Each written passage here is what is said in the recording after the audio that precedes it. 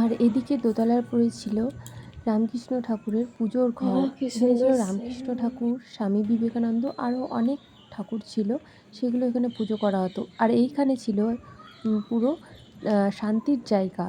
এখানে কথা বলা একদম যাবে না, পুরো চুপচাপ ভিডিওগুলো দেখতে হবে।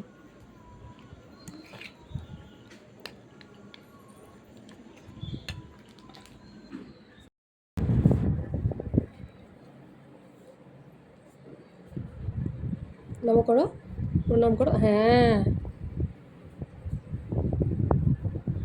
একটা জানলা দরজার সমান।